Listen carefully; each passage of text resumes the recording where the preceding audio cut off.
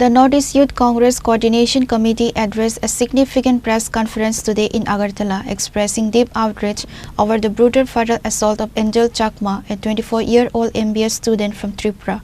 The committee has characterized the incident as a horrific hate crime fueled by racial profiling and has demanded immediate intervention from both the state and central governments.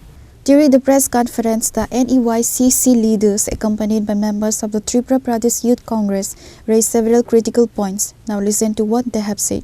तीव्र निंदा हम करते हैं श्री राहुल गांधी जी के निर्देश अनुसार और हमारे अखिल भारतीय युवा कांग्रेस के जो सचिव हैं, जो प्रेसिडेंट हैं, श्री उदय भानु जी,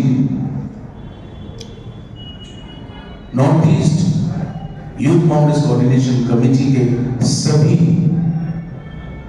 वरिष्ठ डेलीगेट्स को आज एंजल चकमा के घर भेजा है। हम लोग वहां गए, उनके मम्मी, उनके डैडी के साथ हम लोगों ने बात किया और हमारे इंडियन यूथ कांग्रेस के जो प्रेसिडेंट है उदय भानु जी ने भी वीडियो कॉल के जरिए उनसे बात किया है। और सबसे हैरान वाली बातें हैं कि जब हमने उनसे पूछा है कि सर एक्चुअली में क्या हुआ और जब उनके ऊपर यह आक्रमण हुआ इसके बाद का घटना क्या है, ये आज नेशनल मीडिया में कोई नहीं बोल रहा है कि एंजल जी के पिताजी ने आज रोते रोते एक बात बोला है कि देहरादून में पुलिस के तरफ से उनको कोई सहायता नहीं दिया गया था जब ये कार्रवाई, जब ये आक्रमण उनके लड़के के ऊपर हुआ।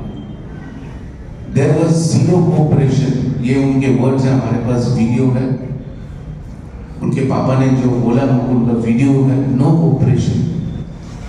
इसके बाद जो ये भाजपा लोग दावा करते हैं कि उनके सरकार में जहां जहां भी भाजपा की सरकार है वहीं पे हॉस्पिटल्स और हेल्थ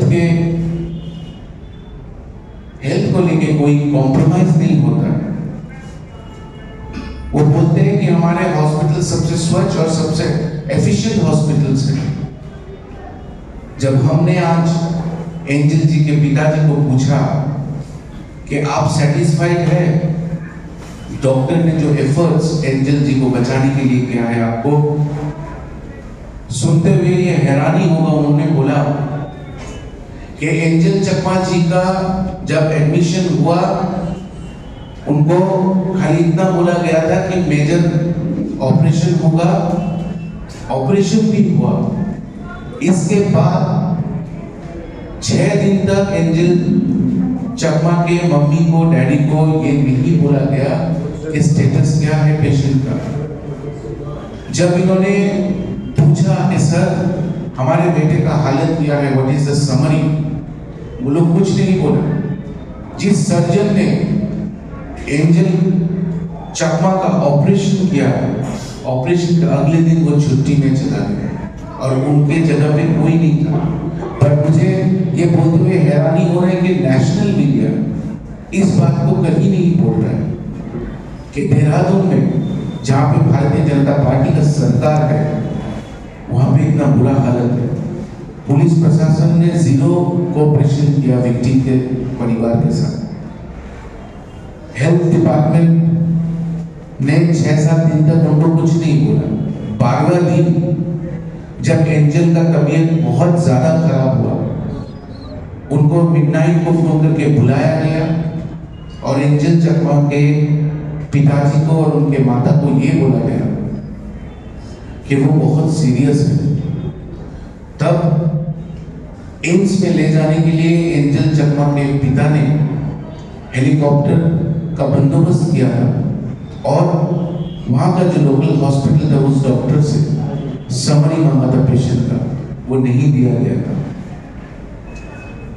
और बोला कि ब्रेन डेड हो चुका है, वो कोमा में जा चुका है, अभी हम लोग कुछ नहीं कर सकते। अभी आपका प्रार्थना ही थी अगर कुछ चमत्कार होता है तो।